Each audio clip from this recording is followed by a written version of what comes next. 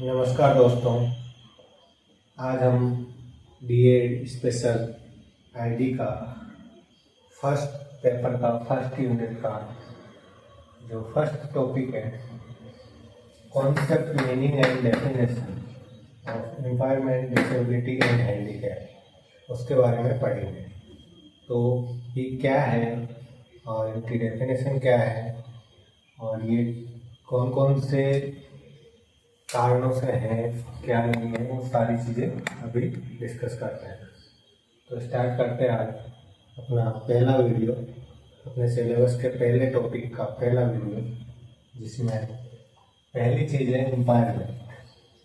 हालांकि मैंने थोड़ा बहुत तो पहले वाले वीडियो में भी आपको बताया है एम्पावरमेंट क्या होता है, डिसेबिलिटी क्या होती है, हैंडीकैप क्या होता है, इन तीनों का कनेक्शन क्या है, किसकी क्या नॉर्मली एक जो लैंग्वेज में समझाना होता है वो तो समझाया ही। बट आज इनकी डेफिनेशन देखते हैं, क्या क्या डेफिनेशन है, मीनिंग क्या है, वो सारी चीज़ें, और किसके अनुसार, किस थ्योरी के अनुसार ये दिए गए हैं, तो वो सारी चीज़ें पढ़ते हैं। पहला एम्पावरमेंट। एम्पावरमेंट का मतलब है शारीरिक रचना, वैज्ञानिक ढांचे व क्रियात्मकता में कमी की शक्ति। क्रियात्मकता में कमी को ही अपन एम्पावरमेंट कहते हैं। जैसे मान लो कि शारीरिक रचना, शरीर की जो रचना है उसमें कोई कमी हो, या ढांचा, अपना शरीर का ढांचा होता है, या किसी का किसी चोट लग गई हो, वो ढांचे में या क्रियात्मक क्रिया करने में कुछ थोड़ी बहुत प्रॉब्लम हो तो वो, या असमानता, या कोई भी असमानता जो शारीरिक या मानसिक स्तर पर होती है। इसमें ये भी होता है कि शारीरिक या मानसिक स्तर पर कोई भी असमानता, यानी कि मान लो कि सपोज करो कि शारीरिक तौर पे कुछ चोट वगैरह लग गई हो, या मानसिक तौर पे फोबिया हो किसी को, या डिप्रेशन में हो, तो वो भी एम्पावरमेंट में आता है। अब है डिसेबिलिटी, यानी कि अक्षमता। डिसेबिलिटी शक्ति के कारण, यानी कि एम्पावरमेंट के कारण उत्पन्न अवस्था जिसमें व्यक्ति के कार्य करने की क्षमता में कमी या परिवर्तन हो जाता है। यानी कि इसका कहने का मतलब ये है कि मान लो कि शक्ति जो एम्पावरमेंट है उसकी वजह से उस व्यक्ति के कार्य करने की क्षमता में कमी आ जाए, या उसमें परिवर्तन हो जाए। जैसे सपोज करो कि मैं अभी लिख रहा हूँ, तो मेरे हाथ में यदि चोट लग गई, चोट लगना का मतलब हुआ कि एम्पावरमेंट। बट चोट लगने की वजह से मैं क्या काम नहीं कर पा रहा हूँ, लिख नहीं पा रहा हूँ प्रॉपर रूप से, तो वो क्या हो, डिसेबिलिटी। चोट लगने की वजह से जो काम में अपने को बाधाएं आएंगी काम करने में, उसको डिसेबिलिटी कहते हैं। अब ये है हैंडीकैप। हैंडीकैप का मतलब है विकलांग, यानी कि जो एम्पावरमेंट है और डिसेबिलिटी है, जैसे इसमें लिखा है जिसमें व्यक्ति शक्ति और अक्षमता के कारण से व्यक्ति शारीरिक व मानसिक संबंधित क्रियाओं या कार्यों को एक सामान्य व्यक्ति के समान नहीं कर पाता है, अर्थात व्यक्ति अपनी उस विकलांगता के कारण अपने कार्य करने में असमर्थ हो जाता है या पूर्णतः नहीं कर पाता है, उसे हैंडीकैप या विकलांगता कहते हैं।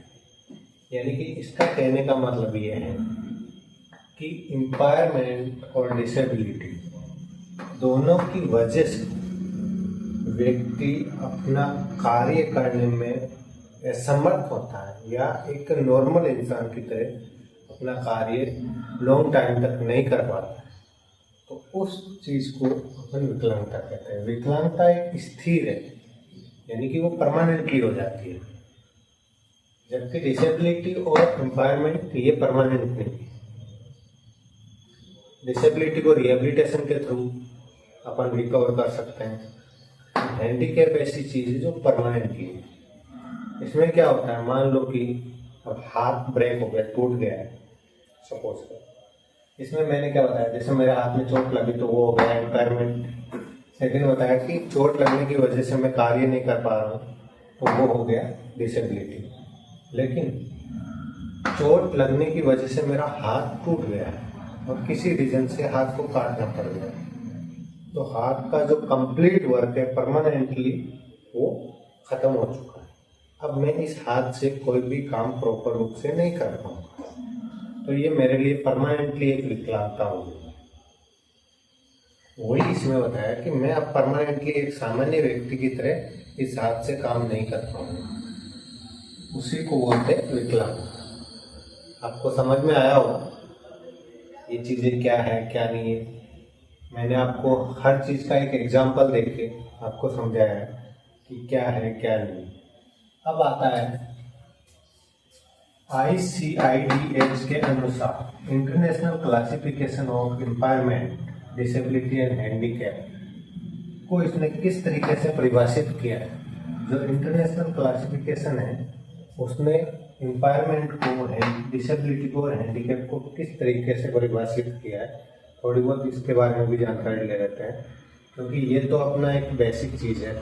ये बेसिक चीज़ें हैं, इनके बारे में आज जो टॉपिक में है वो बता रहे हैं। तो इसमें क्या है कि इम्पायरमेंट, डिसेबिलिटी और हैंडीकैप को ICIDH के अनुसार कैसे डिफाइन किया गया है, कैसे इनको परिभाषित किया गया है। इसमें क्या दिया है, इम्पायरमेंट में क्या है, शक्ति के परीक्षक में कोई भी मनोवैज्ञानिक सामाजिक कार्य जो कि मानसिक स्तर पर कार्य को प्रभावित करता है। इसमें बताया गया है कि मान लो कि जैसे मनोवैज्ञानिक या सामाजिक कार्य जो कि मानसिक स्तर पर कार्य को प्रभावित करता है, लेकिन साइकोलॉजिकल फैक्ट, साइकोलॉजिकल और सामाजिक यानी कि समाज से रिलेटेड। जैसे सपोज करो इसमें मैंने आपको बताया कि मेरे हाथ में चोट लगी तो हो गया इम्पायरमेंट, लेकिन इसमें मानसिक, दिमाग से रिलेटेड बताया गया है कि मानसिक स्तर पर कार्य को प्रभावित करता है। मान लो मेरे हाथ में चोट लगी, चोट तो हाथ में लगी है लेकिन दर्द कहाँ हुआ है, दिमाग में। तो मैं प्रॉपरली, मेरा जो दिमाग है वो जब तक वो दर्द होगा तब तक काम नहीं करेगा, तो मैं कोई भी कार्य करने में उतना परिपूर्ण नहीं हो पाऊंगा। तो मानसिक स्तर पर जो कार्य में प्रभावित होता है, इसमें ये चीज़ बताई गई है कि जैसे सपोज करो कि हाथ में चोट लगी है, तो चोट लगी है तो दर्द हुआ भयंकर। अब मेरे को कोई भी पूछेगा क्या हुआ क्या हुआ, तो एक तो मेरा ऑलरेडी दर्द हो रहा है और दूसरी चीज़ मेरे दिमाग पे इतना लोड है कि यार क्या होगा, अब हाथ में लगी है तो चोट, क्या होगा क्या नहीं होगा। सामने वाला और अपने को पूछ रहा है और अपने को एक इरिटेट होने लग जाते हैं कि यार क्यों पूछ रहा है, मेरे को पहले इसको जो भी प्राथमिक उपचार है वो करने दें। तो वो सारा दिमाग की वजह से, दिमाग पे बहुत ज़्यादा प्रेशर आ जाता है और दिमाग की वजह से अपन अपने जो रेगुलर कार्य हैं दैनिक जीवन के, उनमें कार्यों में प्रभावित हो जाते हैं। तो ये इसमें एक थोड़ा सा डिफरेंट तरीके से इसमें बताया गया है, इससे हल्का सा डिफरेंस। सिर्फ इसमें मैंने आपको चोट के बारे में बताया जिससे कुछ कार्य प्रभावित हो जाते हैं, लेकिन इसमें मानसिक क्षमता की वजह से, अपने मानसिक स्तर की वजह से कार्य प्रभावित हो जाते हैं। अब है डिसेबिलिटी अक्षमता के परिप्रेक्ष्य में व्यक्ति के कार्यात्मक असमानता आती है जो कि बाध्यता के कारण कार्य करने की क्षमता को प्रभावित करती है। यानी कि इसमें ये बताया गया है कि जो इसकी वजह से सेम D2 यही है, बट हल्का सा इसमें परिवर्तन किया गया है कि जो अक्षमता है, जो शक्ति हुई है, उसके कारण जो अक्षमता डेवलप हुई उसकी वजह से कार्य में असमानता आ जाती है। मान लो कि अब चोट लगी, अब मानसिक स्तर मेरा दिमाग में बहुत लोड हो गया कि भाई मेरी चोट लग गई तो मैं अब ये काम कैसे कर पाऊंगा, तो मैं उस काम को फिर प्रॉपर रूप से नहीं कर पाऊंगा। वही चीज़ इसमें बताई गई है कि उसकी वजह से कार्य में जो कार्य करने की क्षमता है वो प्रभावित हो जाती है। अब आता है हैंडीकैप। विकलांगता, ये सारी चीज़ें ICIDH के अनुसार, international classification of impairment, disability and handicap के अनुसार समझाई गई है, परिभाषित की गई है। लेकिन ये जो PWD एक्ट और जो अपने नॉर्मली डेफिनेशंस है वो है। बट अब इसमें विकलांगता में क्या है? विकलांगता वह है जो अक्षमता के कारण किसी विशेष कार्य करने की क्षमता को प्रभावित करते हैं। यानी कि इसमें बोला कि भाई मेरे हाथ में चोट लगी या हाथ कट गया तो मैं परमानेंटली विकलांग हो गया और मैं इस हाथ से काम नहीं करता। लेकिन इसमें क्या है कि इसमें तो कोई भी अंग का दिया है, ऑल ओवर बताया कि ठीक है, बट इसमें बताया कि मान लो कि आपका हाथ की वजह से आप विकलांग हो, तो आप जो हाथ से होने वाला एक पर्टिकुलर जो वर्क होता है वो ही नहीं करते, बाकी आप अपनी बॉडी का सारे वर्क कर लोगे। विकलांगता के कारण जो अक्षमता के कारण किसी विशेष कार्य को करने की क्षमता को प्रभावित करती है। प्रमुख रूप से विकलांगता व्यक्ति की सामाजिक, आर्थिक, आयु और लिंग सीमाएं उसकी क्षमता के आधार पर तय करने से होती है। यानी कि सपोज करो आयु, इसमें 4 चीजें भी दे रखी है कि सामाजिक, समाज में, आर्थिक स्थिति पे क्या प्रभाव पड़ेगा, समाज में क्या प्रभाव पड़ेगा, आयु पे क्या प्रभाव पड़ेगा, लिंग पे क्या। लेकिन आयु और लिंग पे तो ऐसा कोई इफेक्ट नहीं है, लेकिन समाज और आर्थिक स्थिति में सपोज करो कि उसका प्रभाव पड़ता है। क्योंकि समाज में क्या है कि वो प्रॉपर रूप से काम नहीं कर पाएगा, अगर समाज में लोग उसको उस तरीके से देखेंगे। लेकिन आर्थिक स्थिति में यदि वो उसका कोई भी ऐसा अंग प्रभावित हुआ है जिसकी वजह से वो अपना काम प्रॉपर रूप से नहीं कर पाता, तो उसकी आर्थिक स्थिति में भी प्रभाव पड़ता है। ये सारी चीज़ें ICIDH, international classification of impairment, disability and handicap के अकॉर्डिंग समझाई गई। अब आता है तीसरा पॉइंट इसी में, habilitation and rehabilitation, most important thing. ये अपने लिए इम्पोर्टेंट इसलिए है कि हैबिलिटेशन और रिहेबिलिटेशन होता क्या है। अब अपन बोलते हैं कि ठीक है स्पेशल एजुकेटर है, हमारा काम है रिहेबिलिटेशन करने का, लेकिन रिहेबिलिटेशन होता क्या है? कभी आपने सोचा रिहेबिलिटेशन क्या? सीधा हिंदी में बोल दिया पुनर्वास किया। किस चीज का पुनर्वास किया? क्या पुनर्वास किया?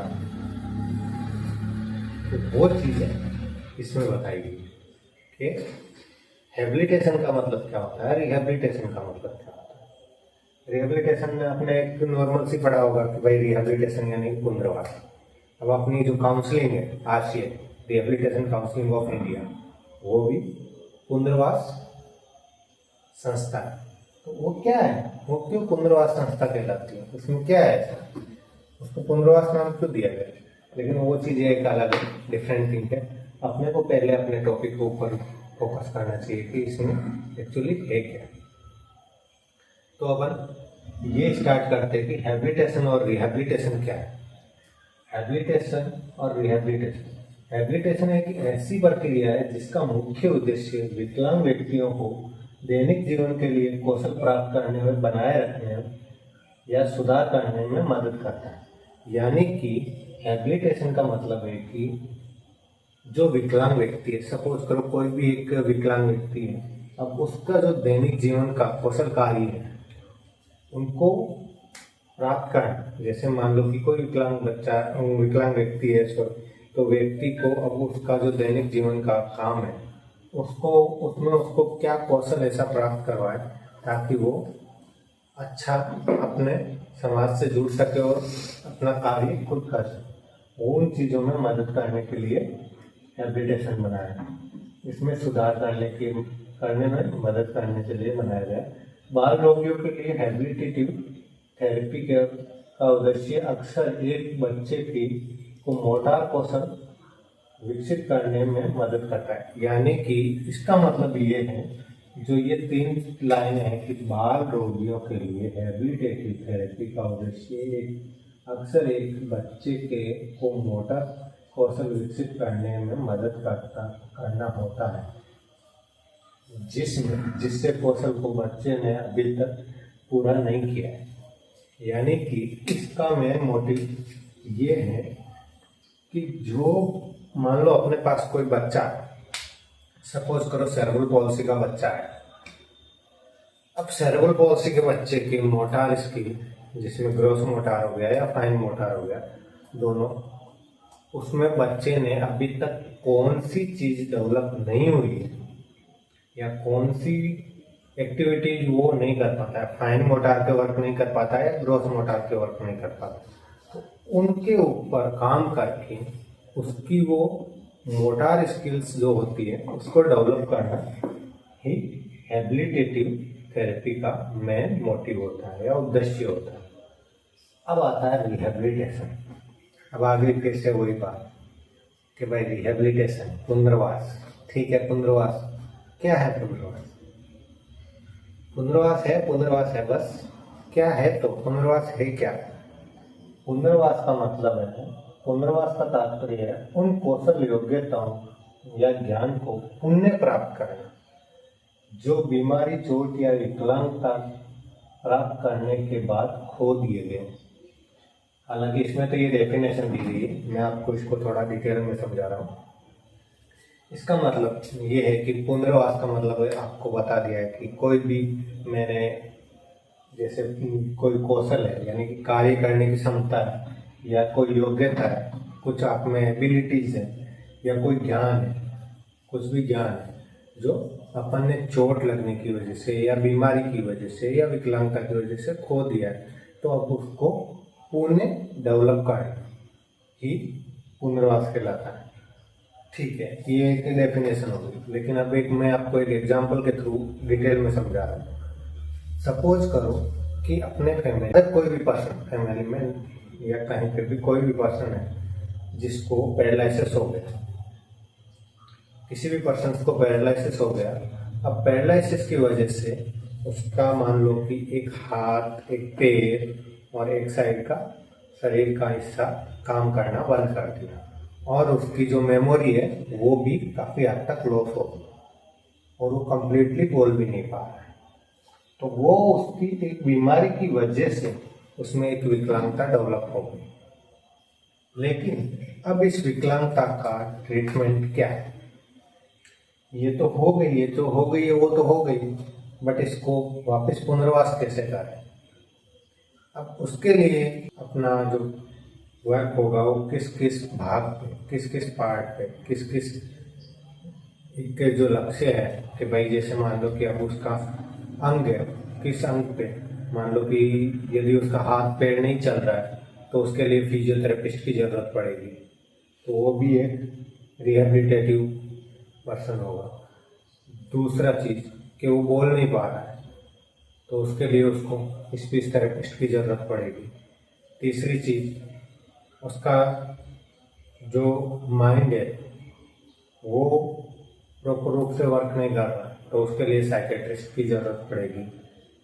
चौथी चीज, सबसे पहले उसको सबसे पहले न्यूरोलॉजिस्ट की जरूरत पड़ेगी, क्योंकि उसको ब्रेन से रिलेटेड वो दिक्कत हुई है। लेकिन न्यूरोलॉजिस्ट के बाद में उसका जो ट्रीटमेंट होता है, ट्रीटमेंट चालू होने के बाद थोड़ा सा वो रिकवर करता है, रिकवर करने के बाद उसको रिहेबिलिटेशन की जरूरत पड़ती है। रिहेबिलिटेशन में जैसे उसको फिजियोथेरेपिस्ट की जरूरत पड़ी, स्पीच थेरेपिस्ट की जरूरत पड़ी, साइकेट्रिस्ट की या साइकोलॉजिस्ट की जरूरत पड़ी, या उसको अगर कोई रिहेबिलिटेशन की जरूरत पड़ी, तो वो सारा एक कम रिहेबिलिटेशन एक पर्सन का नहीं, किसी एक पर्सन का रिहेबिलिटेशन नहीं, इसमें एक टीम वर्क होता है कंप्लीटली। रिहेबिलिटेशन में स्पीच थेरेपिस्ट, ऑडियोलॉजिस्ट और फिजियोथेरेपिस्ट, ऑक्यूपेशनल थेरेपिस्ट और स्पेशल एजुकेटर, ऑल ओवर का एक कॉम्बिनेशन होता है रिहेबिलिटेशन, जिसके थ्रू हम उस एक पर्सन को, जिसमें मल्टीपल पार्ट में डिसेबिलिटीज, उसको एक पर्सन की मल्टीपल डिसेबिलिटीज को अलग अलग रिहेबिलिटेशन जो करते हैं, चाहे वो फिजियोथेरेपिस्ट हो, चाहे स्पेशल एजुकेटर हो, चाहे वो स्पीच थेरेपिस्ट हो या स्पीच पैथोलॉजिस्ट हो या साइकोलॉजिस्ट हो या न्यूरोलॉजिस्ट एक मेडिकल पार्ट होता है, but psychologist, physiotherapist, speech therapist, special educator, इन सब का कॉम्बिनेशन ही रिहेबिलिटेशन का एक कंप्लीट पार्ट। तो अब तो आपको आई थिंक, मुझे जहाँ तक लगता है कि रिहेबिलिटेशन का अर्थ और मीनिंग आपको समझ में आ ही गया होगा। तो आज का टॉपिक यहीं तक। अब नेक्स्ट टॉपिक आपको नेक्स्ट वीडियो में। धन्यवाद।